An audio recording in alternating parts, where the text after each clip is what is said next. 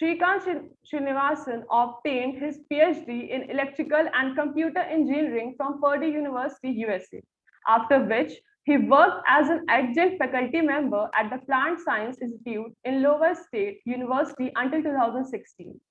Since then, he has been IIT Mandi, where he is currently an associate professor leading the research in IoT-based system for agriculture and the delivering of agriculture adversaries to farmers. He was a principal investigator in a 10 crore multi-institutional collaborative project, Farmer Zone, and he is also a recipient of the Ramalingan Swamy Re-Entry Fellowship from the Department of Biotechnology. He had also been involved in several agriculture-based startups under various capacities. At IIT Mandi, he was the recipient of the Teaching Honor Roll Award, as well as recognized for the various institute building services through other awards. So the platform is all yours.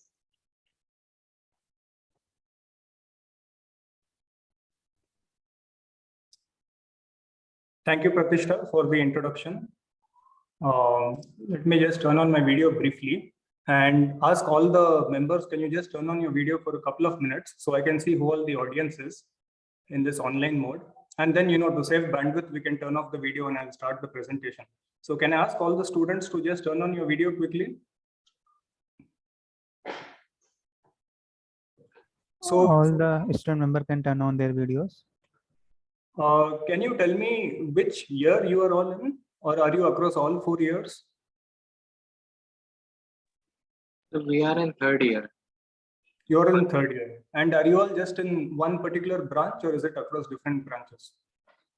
So we are of different branches. We also have students from IT, EE, electronics. Yes. And the students are all of SRMCEM. Yes, sir, all of us. Okay. And this is the inauguration of a chapter now, the IEEE chapter in SRMCEM, or what is? Yes, sir, we have just inaugurated a chapter, a robotics and automation chapter in our student branch, and we have nearly 400 active volunteers in our student branch. We have 2 more chapters apart from robotics and automation, such as the Power and Energy Society and a signal processing chapter with an affinity group of women in engineering. Okay, wonderful. So what I'll do is, I'll start my presentation now, and let me know at any point if there is some issue with the internet or anything. If that's the case, we can even turn off the video camera. Sure. Or maybe do it right now. Let me stop video. Okay, so is everyone able to see the screen? Yes. Yes, sir. Wonderful. So the talk is robotic and IoT systems. Initially, when I talked to Ashutosh, I had told him that I work on IoT systems. But the fact is, when I worked in the US for about a few years in precision agriculture, and that time we also use robotics. And since we are a robotics group, I thought it will be nice to show some of the robotics work as well. So I'm Srikant Srinivasan. It's been introduced to you. I'm from IIT Mandi. The work that I'm presenting today has received funding from the Department of Science and Technology. I've got about 1 crore of rupees for different activities under an Indo-Danish project. And then from the Department of Biotechnology, they gave us a 10 crore Farmer Zone project, as well as they funded me for the Ramalingan Swamy Re-Entry Fellowship. More recently, some of the institutes like NABARD and some private companies like Arnetta, whose logo is down here, they have also been funding me for some of this work. The Schnabel lab, which I've written in the very bottom, this is where I actually started my career in precision agriculture. I myself am an electronics engineer. I'm a nanoelectronics person. And I work with, theory of device simulation and modeling. But at some point, I was very interested to see how we can take these devices and immediately apply it to the real world and see, how you can help society, what kind of impact we can create. And that's how I kind of got into this agriculture domain. And being an electrical engineer, of course, I naturally worked in the area of Internet of Things, basically wherever electronics engineering was used in agriculture. And that's how this whole story started. So it started in around 2014 in Schnabel lab down here in the at Iowa State University. Okay. So let's turn on the pointer. So first of all, you have to understand where all of this is heading, right? Because as engineers, for us, it is, a cool thing to fiddle with electronics and see what all cool stuff we can do with it. But when we have to see the larger picture of where we are in the world arena, so the issue is basically of world food security. It's predicted by 2050, the world's population will be about 9.1 billion. That means 34% higher than what it is today. Okay. And most of this population increase will be in the developing countries. That means we have to increase our food production also that much in order to support this growing population, right? So the annual cereal production needs to rise to about 3 billion tons from 2 billion today, right? So you have to increase 1 billion tons of production.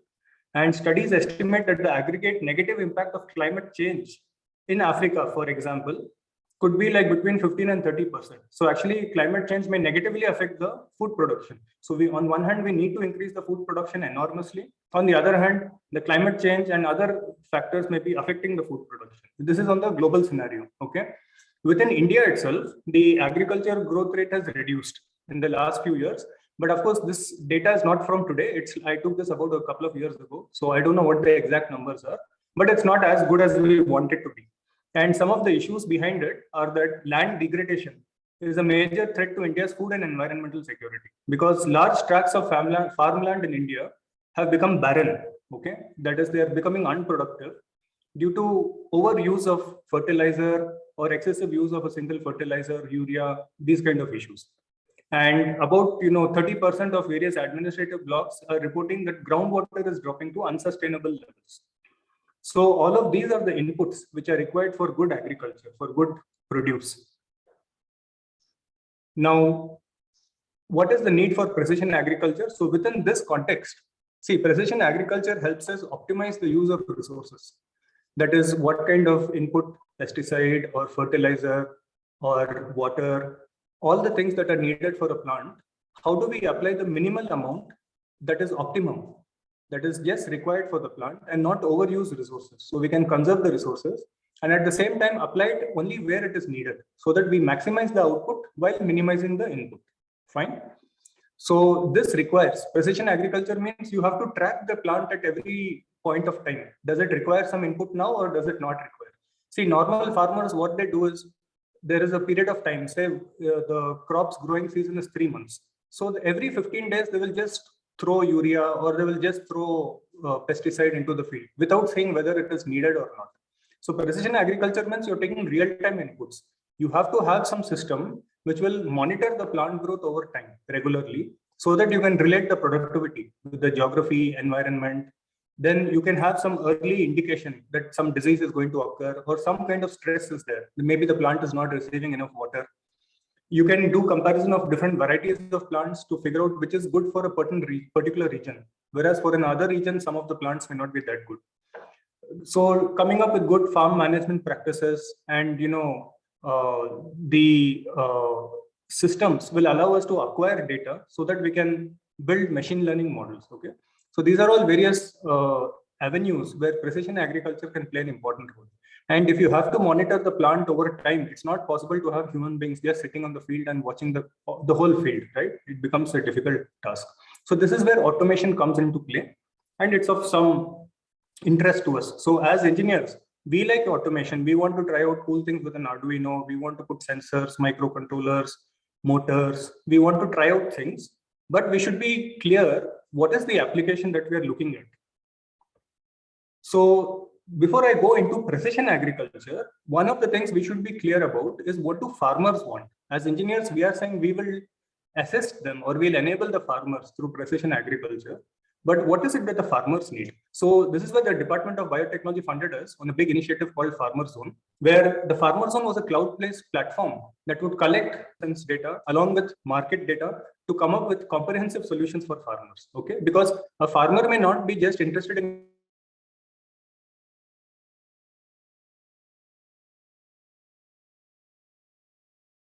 So in order to interest the farmers in precision agriculture, you need to give a comprehensive solution that will cover the various aspects of the farmer's needs. Okay, so that includes all these outcomes in the bottom. So improved crop yields, the appropriate crop choice, which may be financially beneficial, having them prepared for disasters, ensuring they get adequate market access, ensuring they get adequate access to seed, adequate access to fertilizers. So this is what farmers are looking for. So what this Farmer Zone system was a cloud-based platform, as written over here, which would actually pull data from multiple sources, including ISRO, IMD, so various remote sensing data, as well as local data. And all these data would go into a cloud utility from where we would apply various machine learning and say deep learning analytic systems and all to come up with the appropriate advisories. And this would also include third parties like, the agriculture supply companies, universities and all. So they would all be involved in this process. And then in the end of the day, the advisories will go to farmers. And then from farmers, we again get back data and in this process, help them in a comprehensive manner. So a Farmer Zone advisory app was created, which basically gave various advice to farmers. So for example, this may not be very visible, but you can see in this screen, this is one snapshot of the app, which has tabs like package of practices, image database of healthy and diseased leaves, the advice on when should the farmers plant the crop, the prediction of some disease detection app. That means the farmer can click this tab and he can point the camera, his cell phone camera at some plant, and it will tell whether there is disease or not. Similarly, yield prediction, nutrients advisory. We also gave them soil health cards. Then the package of practices gave them a lot of information on what are the right varieties to grow, what are the preparation that is required, where can you find the seed, how do you need to prepare the seed, when do you need to plant the seed. So a lot of these advisories were given to farmers along with the expert images. So my point here is, we as a IEEE group right now on robotics, we are talking about robotics and IoT, Internet of Things. And what I want you to understand is, when you talk about robotics and IoT, first understand what is the context in which we are functioning, what are the needs of the society, and then trying to come up with the solutions. Okay. So this was the achievements of the Farmer Zone program, where we registered about 6,000 farmers across multiple states. Okay, UP, Punjab, Himachal Pradesh, Gujarat, West Bengal. And we created these advisory apps for their phones. We established a backend server, which will then ingest all this data from these various sources. Then it will process all these data. We delivered soil health cards to the farmers so that this will be farm level advisories. So the backend server takes the data from the farms, then along with the soil information, it combines it and tells the farmers what is the right amount of fertilizer or inputs you need, what is the right time to put them, all of this information. And then some IoT research, so that for the farm level data collection and various other things over here, okay, like giving them information on what is the database of the nearest cold storage, seed supplier, fertilizer. And this is all GPS enabled. So the farmer will, once he is logged into the app, it knows what is the location of the farmer. It will accordingly advise him. This is the nearest cold storage if you want to store your produce. This is where the seed supplier if you want to buy seeds. So all of this kind of happened in the Farmer Zone project. Now, what we will do is we'll talk about the small part of it, IoT research. Okay, because until now, what I gave you was a comprehensive overview of what is required from a agriculture perspective when we want to deliver some benefit to farmers. One component of it is IoT and robotics. So far, any questions?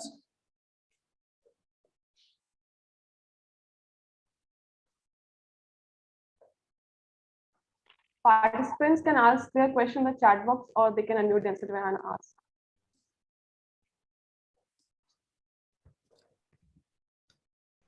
Okay, so if nothing, yeah, you guys can put whatever you want in the chat box. I want to keep this more informal.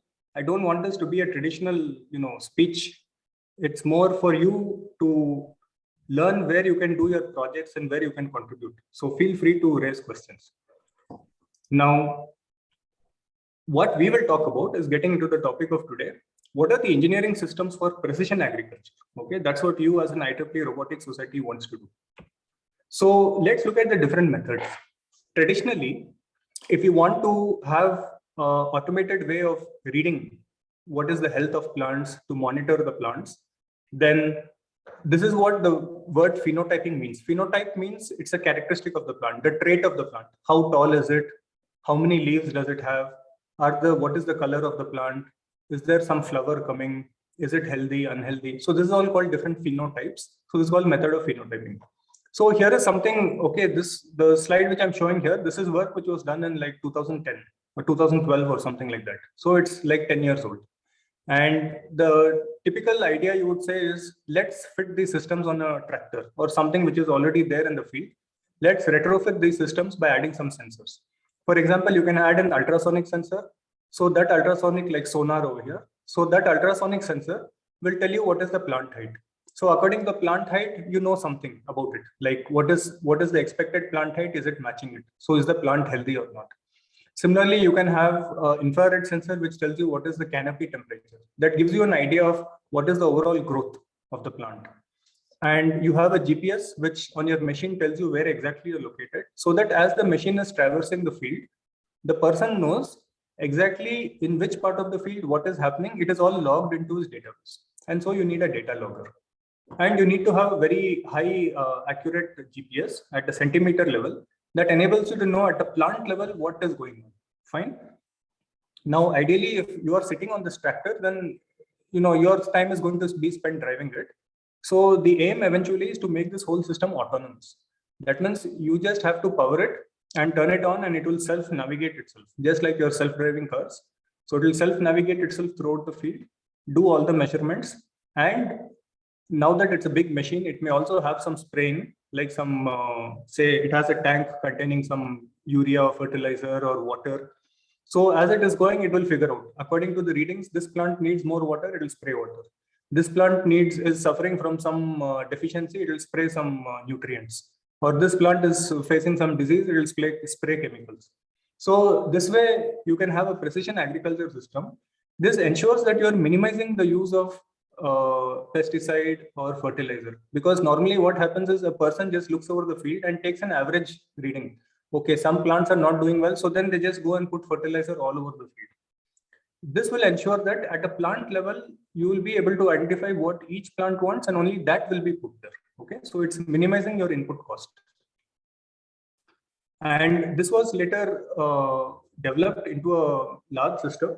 And there is a company called Blue River Technology. It's no longer there. It got bought over by some other seed company like Syngenta or something. I forgot what, or Rockwell Collins, some tractor company maybe. So these people, what they did is they had this big tractor. And now you see these various chambers in the front, right? Wherever the pointer is. So these various chambers are there. What's interesting is you see this whole land, it is a spinach farm. Okay, so there is spinach being farmed here. And what happens is when you have lots of spinach, all the plants don't grow well. So initially while planting, you put many seeds. And then once the plants start emerging, you start thinning them. Because if there are too many plants, none of them will grow well. So you have to remove some plants, and so that the remaining will grow properly. So this tractor, the same tractor was used initially for putting all the seeds, so that all the seeds are in fixed places. And now it's going through and it is seeing where all there are the crop density. Okay, so each of these systems you see here is actually a computer. So a computer is fit on this tractor, multiple computers. Okay, there are all cameras. So each one is going over a row of spinach, and it is checking what is the density of spinach in live, in real time. And based on the cameras, it's figuring out, is there too many spinach plants? Then it does some processing by which it removes some of the spinach plants. So in real time, this tractor is going and it is automatically plucking the spinach plants. In this case, it's actually killing them by spraying something. But that's a precision agricultural system. Fine. So a human being would not be able to traverse such a large distance. And even in agriculture nowadays, labor shortages are becoming a major problem. But when you have an autonomous system like this, it may pull out things and do everything in an automated fashion. See, when we talk about measuring the crops, when you have a big tractor like this, it's a heavy machine, okay? It's several tons. When it is going up and down the field many times, it may actually damage the soil. Because of the weight of the machine, the soil may become very compact. It becomes very hard and tight. So these kind of problems may happen over a period of time. So now, when you consider innovation, you have to think about machines which can go through the field and do it in a manner without affecting the field. So does anyone have any suggestions? What could be done? Like, when you have this kind of problem, you want to go through the field and you want to repeatedly measure things without damaging the field.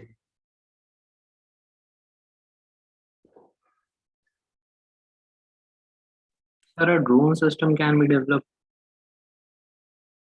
Right. So one is you can have a drone system, right? Drones have become very popular. Fine. Then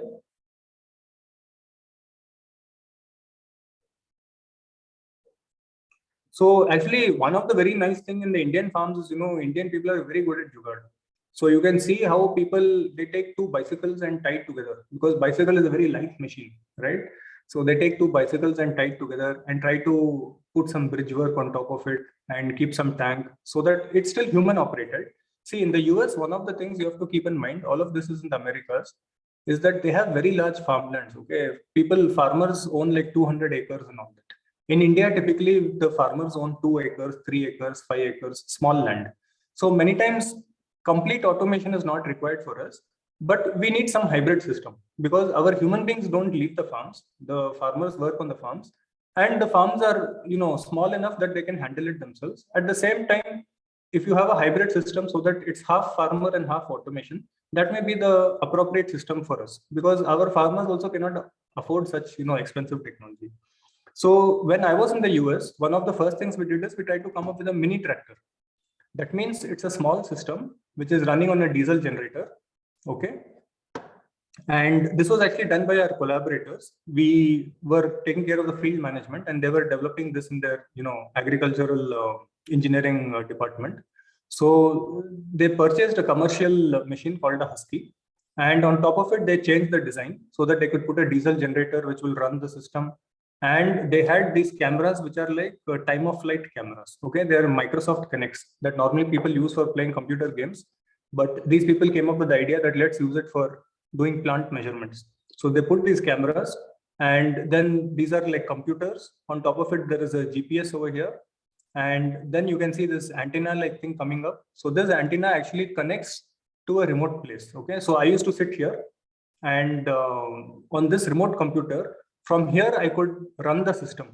So I could navigate the system from here. So this machine will keep running in the field. And from here, we could give the command, how it has to move. And this shading is to ensure that there is not too much light in the camera. Otherwise, the camera images are not good. So providing shading for them. And you could image all the crops. Okay. So this we called a phenobot. So this was like some experimental thing. And this is something, that you students should definitely try out. Working on machines like this, which are small enough that you can build it in your own college. See, the thing about this machine is it is lightweight so that it will not damage the soil, and yet it is heavy enough that it will not get affected too much by the terrain. Because if the system is too light and the terrain, there are stones and all that, it will hit the stones and it will topple, or it will change direction, and it will start running into the plants. So the machine needs to be sturdy enough that it can continue on a straight line, and light enough that it doesn't damage the soil. So we had lots of interesting experiences with this, including with strong winds. In strong winds, this flaps that we have here are like a parachute, and it actually causes sometimes the system to almost get lifted up when there are extremely strong winds. Okay. Again, this was in Iowa, which is like completely flat land. So you can have like very powerful winds. So this is one kind of system, and this is the kind of images we got. So now you can see how these images come. These are all maize plants, corn plants. And you can see how the leaves and all, we could measure what is the quality of the images. And these are actually, although you're seeing them in 2D, they're actually 3D images. You can get a full reconstruction. So very interesting things could be done with this kind of thing. So there is the images which get geotagged from the GPS.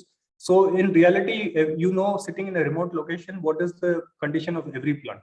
Okay. So that's one kind of system. Now, what you have to be aware of, when I came from the US to India, this is what our location is. Fine. So it is very difficult. So this is our IIT Mandi campus. This is a south campus. This is the north campus. The distance between them is about 3 kilometers.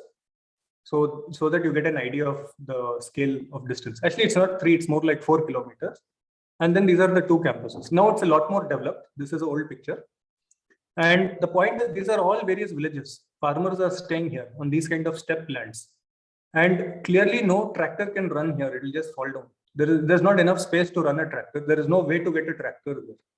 So this is where now we have to start thinking of alternate systems. See, we cannot come up with ground-based automation. I mean, what I showed in the previous slide may work to some extent, but we have to think about various other techniques. So like one of you suggested we can try with drone or something. So this is what we did. So my master student worked on getting together a hexacopter. And there, of course, we had to worry about things like what is the payload, how long the battery will last, how far can it fly, what it can capture and all that. So we also tested different camera systems like the GoPro, and then we tried out some multispectral cameras. And based on that, so integrating the system, making it run itself took a long time. It took like 6 months for the fellow to get the whole thing assembled and to get it run. Okay, because you cannot use commercial UAV systems like DJI and all that. Because those things you don't know how it runs. You cannot meddle with the system. It's like a fixed commercial system. You have few commands and you have to stick to it. Whereas we as engineers want to try out our own things. So we assembled by getting various components and integrating it together. And then we built the UAV, and then we tested this out on potato fields. So you can see that as the UAV flies across different fields, and I mean same field but using different cameras. So on one side it's RGB, that's your typical camera image like your cell phone camera. The other one is multispectral, so it has like different wavelengths, and these different wavelengths help to capture different characteristics. Like some wavelengths like RGB tells you visually what is going on. Some other wavelengths are useful for capturing what is the water content, because the reflectance changes accordingly. Okay, so that's why you have these different cameras. So we clearly found that aerial vehicles are more efficient and effective for large or medium-sized fields, but some challenges were there. So one is that the weight of the setup, flight time, because the UAV can fly for not more than 25 minutes, and then the GPS signal was problem for us in the mountain region. Okay, and then again same issue here. If there is a lot of strong wind, the UAV loses direction and it flies here and there. Then you have to again manually recover it. And the other thing is, with the UAV is very good for scouting and taking images. But if you want to spray, then that spraying, whatever you want to spray is going to be a heavy load. So the UAV has to carry that. So you need a much bigger UAV in that case. And you have to redesign the system. If you want to have a UAV that can carry about say 10 kgs or something, then it can go through a field and spray also. Right now, our UAV is good enough only to take images and tell you if there is a problem, but it cannot do anything. So the UAV will come back, it will tell you there is a problem here and there, then you have to go manually and spray in those regions. So some of the interesting things we did. So one was we collected the data using multispectral. Then we did some deep learning based analytics on this. And then we could show from the camera how we can automatically find out where there is potato, or there was pumpkin, or there is just grass. So this labeling of potato, pumpkin and all is not done by hand, it's automatic. So this image was fed into the deep learning model, and automatically it could identify where there is potato or disease, or there is grass or pumpkin. So these kind of things we can do. The second useful thing with the UAV is if you consider in a hybrid system, then the UAV, when it scans the field, it does from a certain height, and it can get a large bird's eye view of the field. So what we can do is we can have the UAV mixed with a ground-based system. See, if you have a ground-based robot, if it has to go around searching in the field, it will consume a lot of petrol. So a UAV can quickly fly over the field. It can figure out where the problems are. Then the ground-based robot can directly go to that place without searching. So these could be like some kind of synergistic systems. So first the UAV goes, it sees where are all the crops. Then based on that, it finds out what are the ends and middles of all the rows, and it comes up with various patterns. So the first time you fly the UAV, it shows an image on the left side over here. And then after we do the analytics of the image, automatically you find out what are all the key points. And based on joining the key points, you can say that if the UAV, second time I have to fly it over the field, it doesn't have to search. It will follow this path exactly. It will just fly over the center of every row so that it can exactly image every row. Fine. Whereas if I have a ground-based system, then I have a different path for it. That is also fed into the system. So now the whole system is mapped. So the ground-based robot that knows exactly where to go and how to go. And then if the UAV comes back and says there are problems in certain areas, then that path optimization can happen. So the ground-based robot will automatically go there, spray and do whatever it has to do, then go to the next place, spray, and then come back. Okay. So UAV will go very fast. It will scan the area. Then the ground-based robot will go only to the specific places as directed by the UAV. Now, one more option is just using inexpensive stationary sensors. I'll tell you why this is. Okay, so if you consider these farms and fields that we have in India, I told you they're usually like about 1 acre or something, 2 acres. So usually what happens is, if there are smallholder farmers, they cannot afford UAV, they cannot afford ground robotics, and their farms are also small enough that they don't need any help. They can go and monitor everything themselves. They can walk around. Fine. So if you have these farmers in India, which are a majority of the farmers, actually about 60% are like this. They don't want any automation in terms of cool robotics. They want just advisories, like is there a problem and what they will handle the problem themselves. So for this, we came up with inexpensive stationary sensors. Okay, so this is where the IoT part starts. All of this until now was more of robotics. The IoT part is where we want to develop low cost, robust and standalone sensor systems that can be deployed in the farmers' fields in the hilly areas. Okay, that's the hardware design. Then the software design is, since you have these sensors which are deployed in multiple regions in these fields across different regions, who has the patience? Because the sensor system is located in the field, it is collecting some data. Who will go and take the data? Are you going to have to walk to every sensor? In the mountains, if you have to climb up and down, it's very tedious. So if you go to that, if you want the data to be transmitted to you, then you have to come up with a software design so that you can network the whole system together. And this is where the Internet of Things comes in. So the data is, all the sensor systems are networked together, and then you get a data acquisition and transmission and analysis pipeline. So that this is the software design side. And then finally, you do the analysis of the data, and based on that, you may do some on-site decision-making system also. That means without the data having to come back, the local sensor system can take a decision, like say precision irrigation. So the sensor system figures out in the field itself, this is the current scenario, there is not enough water. So immediately it will give a trigger and then there will be automatic irrigation. Fine. So this was done by my master student. His name is Mr. Priyadarshan. So he had come up with various microcontrollers, sensors and all. He tried out various avenues and built various. So these are some example sensors. And then we built these kind of systems. Because the system is somewhere in the mountain, there is no power cable and all. So we had to connect with solar panels. Okay. So these are all solar powered systems, enclosed. And then, once they're out there, they're in the open. So there can be rain, dust. So it has to be environmentally protected. It's a closed box. That means it should not get overheated inside. Otherwise it will get baked like an oven. So we have to worry about various environmental factors to ensure the integrity of these electronic components. And once that happens, the data is collected and then it gets transmitted wirelessly. Fine. So because these sensors are located all over the place, so we have to think about what are the various kinds of architectures so that we can make these things work. For example, if you have various small fields which are in the vicinity of each other, each field can have one sensor, and that whole set of sensors can be networked together using some kind of Zigbee protocol or something like that. And then they can go to one central server, and then it can get transmitted like an intermediate server, like a Raspberry Pi or something. And then that will send it to the main server. The Raspberry Pi may be connected either by LAN or it may be connected by a GSM card or something like that. So you may have individual GSM nodes. You may have some nodes which were based on Zigbee. Some nodes are based on having a Wi-Fi network. And all of these have to communicate. So this is basically a lot of communication protocols. How do you ensure that you can connect these heterogeneous systems together and they will all transmit data to one central location? So you sitting in the office can directly monitor all these fields in this hilly region and see what is going on everywhere. So based on this, we collected some weather data and we could show some very interesting things. So these are all unpublished. I understand that you're all recording this lecture, but I appreciate that you don't publish it outside. You can keep it for yourselves. So what we noticed, for example, in the hilly regions is that if you keep this, we collected what is satellite data.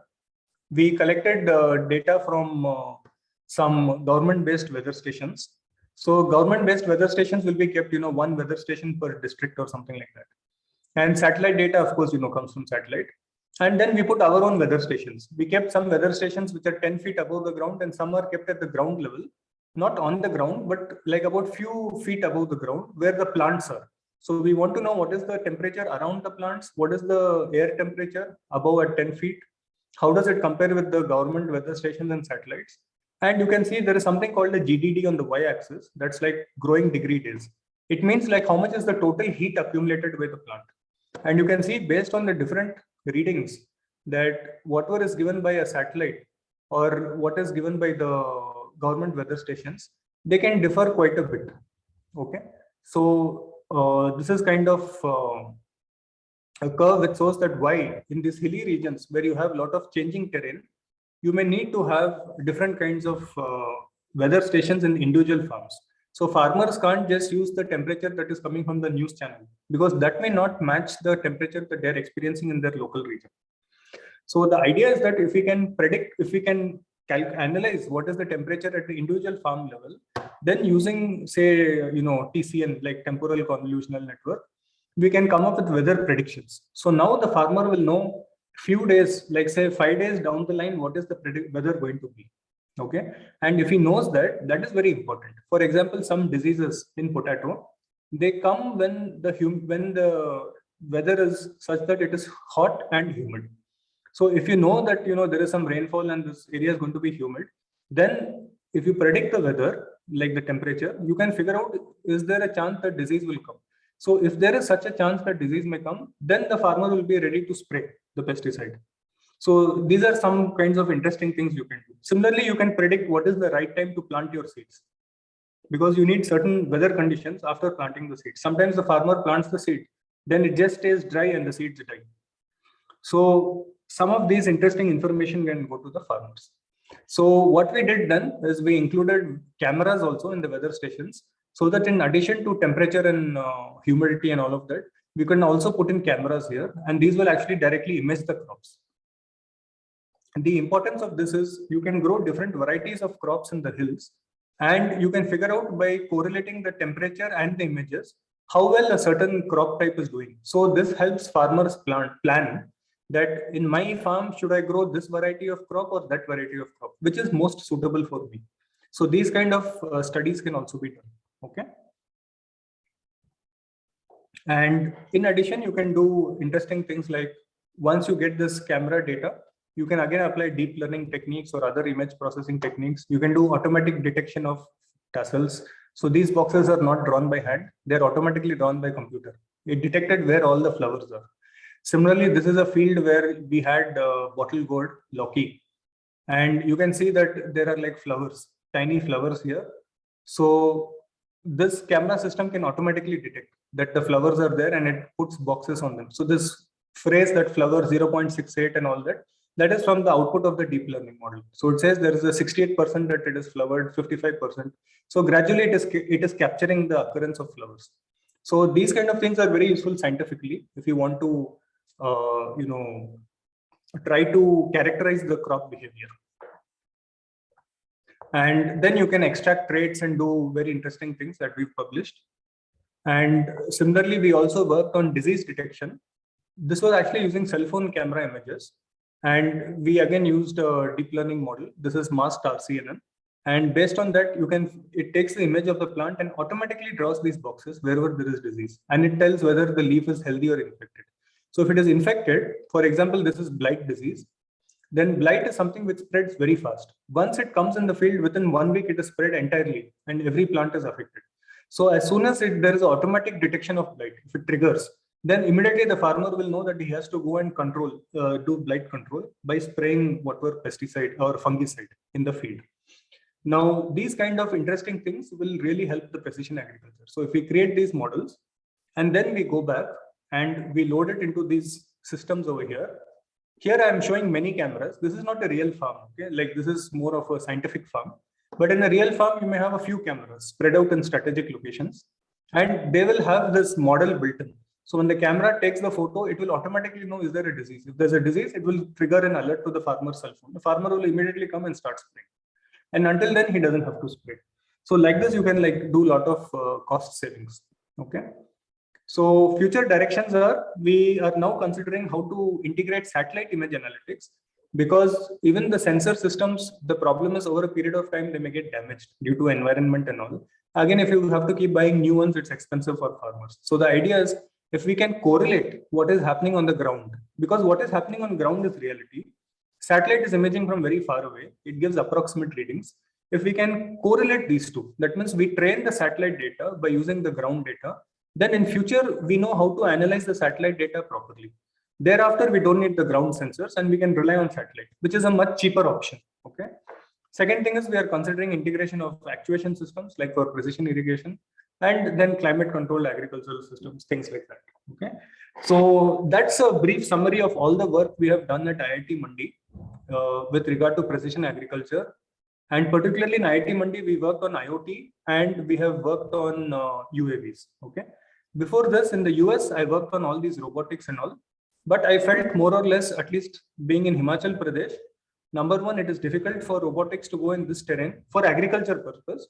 And number two, it is expensive for the farmers. Whereas UAV systems give a better option, and similarly IoT systems.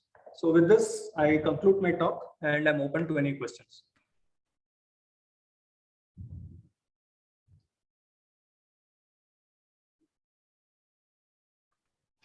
Hello. So one question from Amber I see on the chat, yes, that is, how can the projects which have proved to provide exceptional scientific results, how can we reduce the scalability hindrance? I think there is no one answer to it. It depends from technology to technology. Many times also you should understand that India has very diverse agroclimatic zones and different kinds of topographies. So some system which cannot be scalable in one region may be scalable somewhere else. And that's actually a good thing, because when you have these kind of challenges, then we as engineers have jobs. Otherwise, if everything is easily solved, then there's nothing for us to innovate. So there will actually be a lot of these challenges. Then these challenges will be solved by various avenues. Number one, it can be just by material design. So by coming up with new materials, which may be more cheaper and more environmentally friendly. These are one kind of techniques to increase scalability.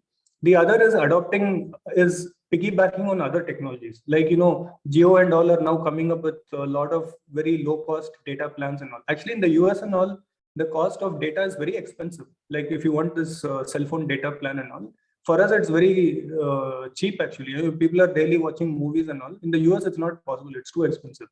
So when you have these kind of cheap technologies that are coming for other commercial reasons, you should be able to piggyback onto them. So now I can put up these sensor systems and put SIM cards over there. It's very low cost. So because there's parallel development in some other field, I borrowed that benefit into this area. And through this, I'm able to come up with scalability. So different kinds of things are possible. The question from Vibha is monitoring 24 hours or only daytime? Actually, the monitoring that we are doing is only in the daytime, because when we have RGB cameras in the night anyway, it cannot take images. And in fact, we want to save power. So what we do is we also put light intensity sensors. So when the light intensity sensor sees that the light intensity is very less, that means it is becoming like evening, then it automatically shuts down the system to save the power, conserve the power.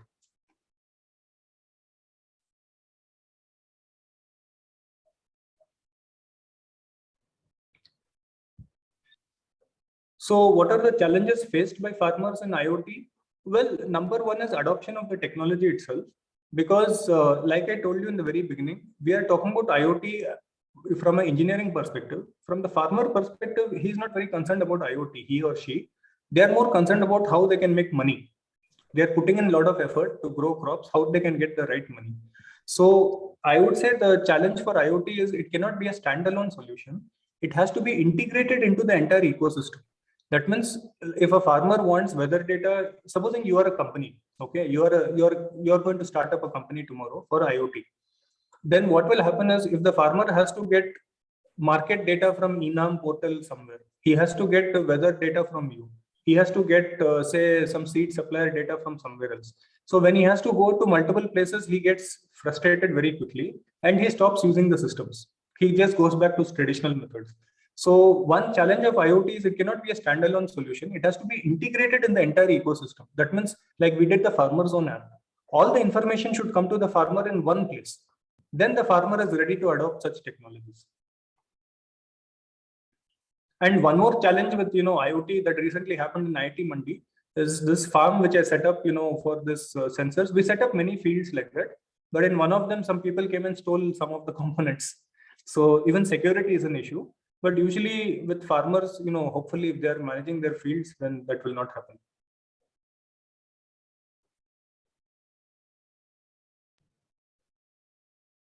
So cost of overall system is bearable depending on the economies of scale.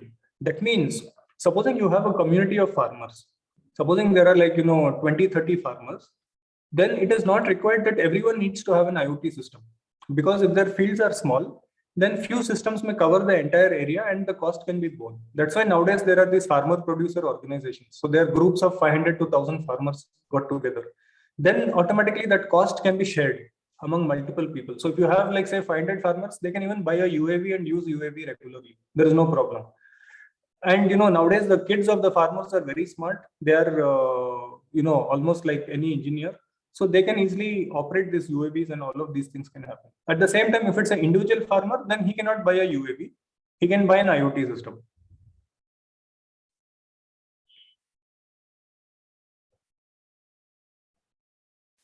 If you want to have grants for such projects from the government, then basically, it's a simple process. When you ask for money from somebody, they want to know what will you give in return.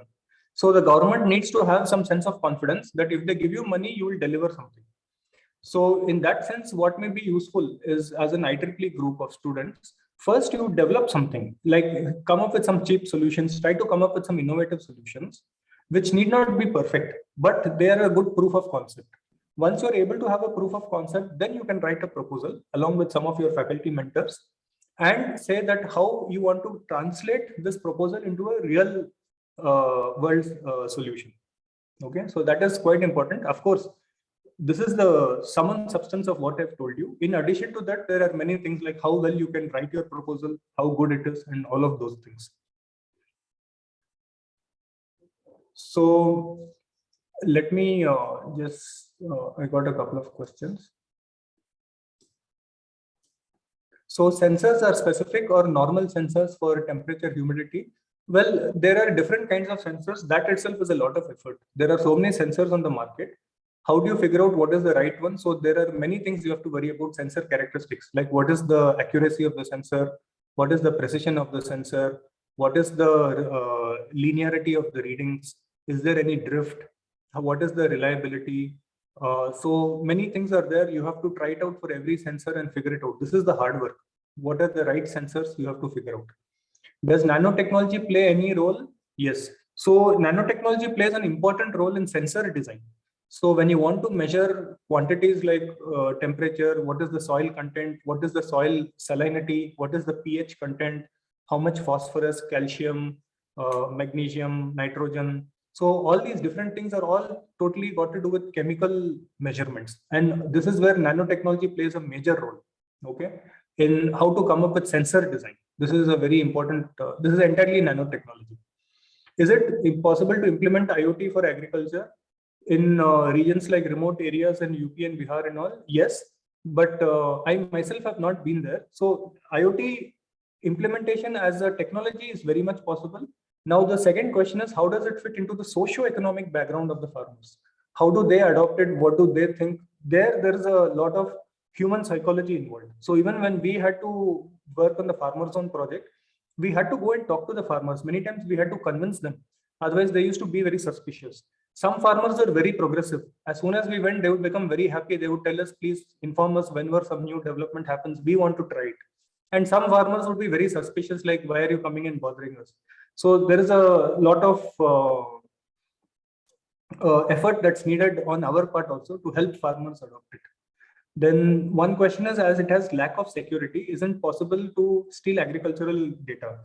Not really. So these microcontrollers and all can be programmed with security. In fact, security is a big topic in IoT.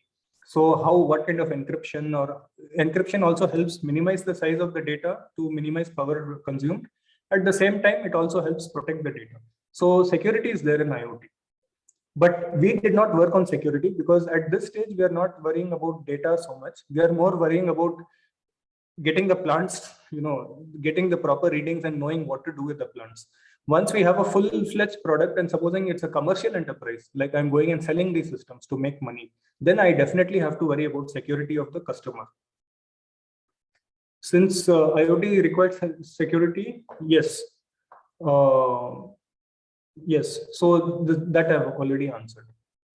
So it's based on internet. In the internet also, many things are secure, and people can hack.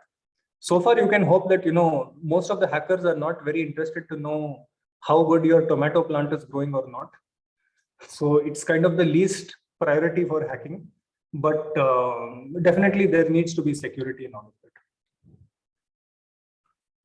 Do we have a training program on such areas of interest at IIT Mandi? We don't have any training program per se. I mean, as research, we run research labs and we train students. But if you want to have a training program at a college level, then your college people can contact IIT Mandi and something can be worked out. Internet is not available at most of the villages. So if there is no internet available, there is nothing we can do at the global scale. But at the same time, there are technologies like Zigbee and all, by which the internet at the local level can be established. That means it does not need global internet. We set up the systems, it's on the farm, and it sends data directly to the farmer, okay, through some mobile channel. So you can have one mobile system, one sensor system in the field, and say one Raspberry Pi in the farmer's house. It directly connects. There is no global internet involved. But one can debate what is the efficacy of it, what is the benefit of it. Like if it's globally connected, we can keep updating the system. We can send new updates. We can put new information in the database, new features. But if it's a local system, you cannot update it. Once it's installed, it's fixed. So it may have limited use for the farmer. But I have not seen many remote areas which have internet problem. Almost every place is very well connected. Only in Himachal, when I went to some remote places like Lahore, Spiti, so those places had a lot of internet problem. They only had BSNL. But even now, like Jio is trying to set up cables or something is happening. Like they're coming up with a satellite thing. And so I don't know how long this will last, because you may be talking about internet problems today, and by 1 year, suddenly all the problems have disappeared. That may also happen.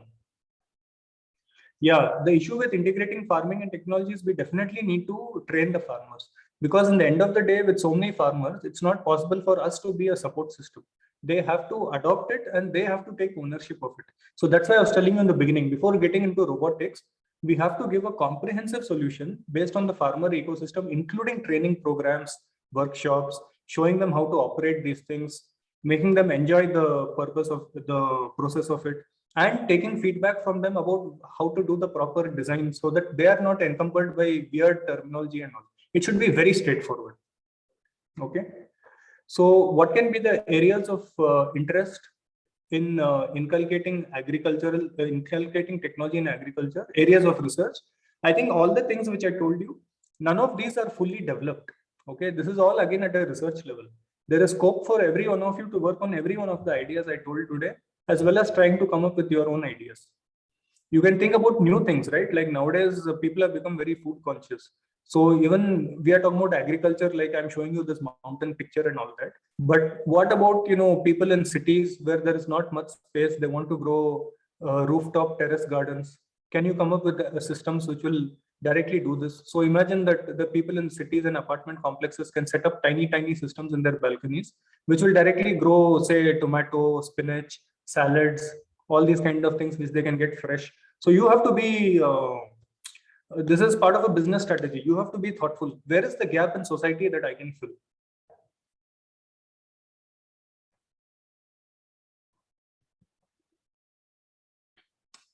So let me unshare this, and we can just turn on our cameras if we want to ask further questions.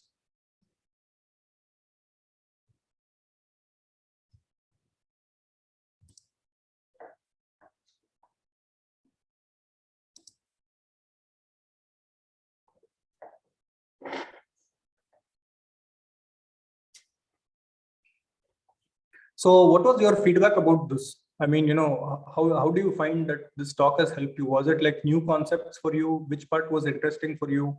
What would you like to do with this?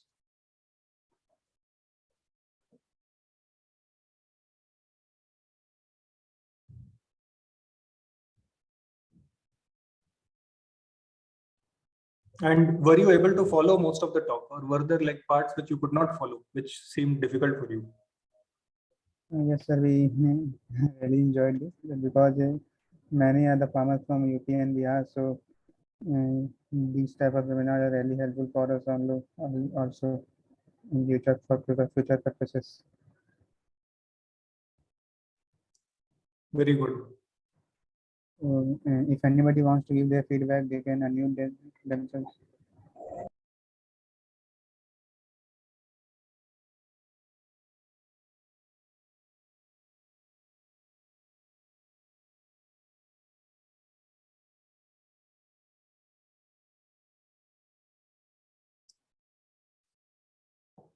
What about you, Amber, Ashutosh? Ashutosh, you spoke. Ritik, Vibha.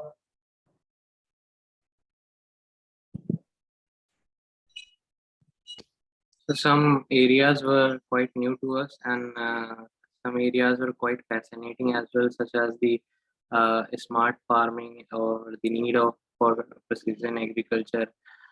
So such type of webinar motivates us to work in the field of agriculture that is ultimately going to help the society, and that is the basic motive for which uh, uh, in we are associated with IEEE to learn and to implement. And so such webinars are really useful for us. And I've been an electronics student. It was quite helpful for me to know the opportunities that we have in this sector. Thank you. And further, I discussed about agriculture because of my own passion for it.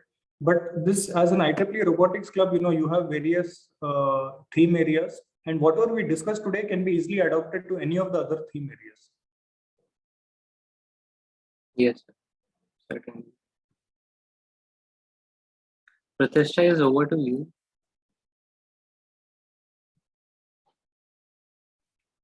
Thank you so much, sir, for this very informative session.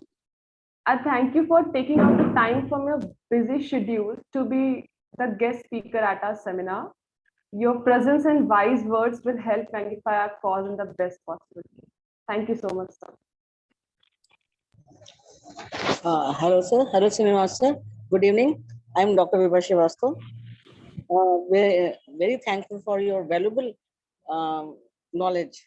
It's very important for our students and my faculty also. I hope you will continue, or you in future. I also want for your valuable knowledge for my students. I have some doubt. Agriculture government is very present for the agriculture farming, but really the actual person, the farmers, they are benefiting for this type of technology. Yes, Yeah. sir. So actually, like I said, again, it's an integrated, system. And so Dr. Vibha, basically, when the farmer, there are many progressive farmers, like in Punjab and all, who have large fields, they benefit a lot from this kind of technology. The question is, how do we get the small scale farmers also to benefit from it? So right now we have found many small scale farmers around Himachal who, because of the work we did with Farmer Zone that came in the news, now they have started approaching us through NABARD, which is a bank for agriculture and rural development. So now they want us to help them set up these kind of small systems. So farmers are feeling that sense of enthusiasm. There has been a general growth in their in the way they perceive the advances in technology and their desire to adopt it. That is definitely there. And therefore we are getting, many farmers now sometimes just come to my office directly from somewhere in Himachal and say, we heard that you're doing this work, that work, please tell me how I can improve my farm. So definitely there are these kinds of progressive farmers. Maybe the internet, the proliferation of the internet has helped many farmers get access to information and has helped stoke their ambition to become better at their farming practices as compared to traditional things, and therefore try to adopt technology. So this is definitely there. I don't really see this as a government, many times people say like government has this thrust or that thrust. I think we just put too much pressure on the government. Government is not God. finally, it is up to each of us as individuals. We are empowered educationists, we are empowered scientists. We should take the mantle upon our shoulders.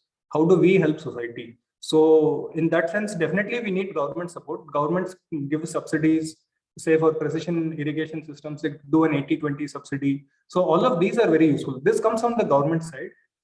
The government can do only that much. They can give subsidies, they can, reduce costs or do things like that. We have to now at our level, using these students, push them into society. Instead of students always running for the software jobs and trying to get few lakhs of rupees, which I'm not discouraging, they should do that. But at the same time, they should be able to develop this kind of perspective of life, perspective of our role in society. How can we help those around us? So they should go out into these areas. They should converse with these people, help transfer the knowledge. That's how I kind of see our contribution in all this. Thanks a lot, sir. Thank you, madam. Now, I would like to invite Vartika Singh, Vice Chair of Robotics and Automation Society chapter, to deliver a vote of thanks on behalf of entire IEEE SRMCEM student panel. Thank you, Pratishtha. Good evening to all. I would like to extend my token of gratitude to Honorable Director, Professor Dr. Bhavesh Kumar Chauhan, sir, IEEE Student Branch Counselor, Dr. Indu Prabha Singh ma'am, Student Branch Advisor, Dr. Khadi Moin Siddiqui, sir, and RAS Student Chapter Advisor, Dr. Vibha Srivastava ma'am, and to all the esteemed guests and participants. It's my privilege to have been asked to propose a vote of thanks on the expert talk entitled IoT for Agriculture. I, on the behalf of IEEE SRMCEM, Robotics and Automation Society, Lucknow, and on my own behalf, extend a very hearty thanks to Professor Shrikant Srinivasan, sir. Thank you, sir, from the bottom of my heart for taking time from your busy schedule to be the guest speaker at our seminar. Sir, you have highlighted on how we can inculcate cutting-edge technology such as robotics and IoT for the purpose of agriculture. Important areas as highlighted by our guest speaker, such as the need of precision agriculture, method of phenotyping, and smart farming can be the areas of research and projects for the students. The presentation on all the topics covered by the sir was phenomenal and easy to understand. An event like this cannot happen overnight. It requires a lot of time and planning and a bird's eye for details. We have been fortunate enough to be packed by our management, our co-founder, Mr. Pankaj Agrawal sir, and Mrs. Pooja Agrawal ma'am, and all the faculty members. Of course, it goes without mentioning a team of very motivated and dedicated student members of IEEE. I also extend my thanks to all the participants for their presence and careful listening. Thanks to all for being with us this evening. Thank you so much, Professor Shrikant Srinivasan, sir, for your time. Now, over to Pratishtha. Now, I would like to ask all the attendees to open their video for the photo session.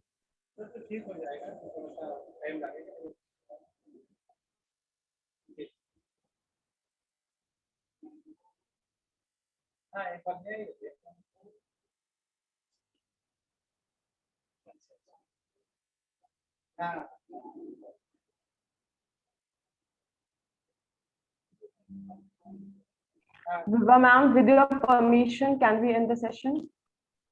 Sure, beta. Thank you so much. Thanks Thank to you, all sir, of you. for this session. Thank you, sir, for the session. Good luck to all of you for your future. Thank you so much, sir. Thank you, sir. Thank you, sir. Bye-bye. Bye, Bye. sir. Goodbye, sir.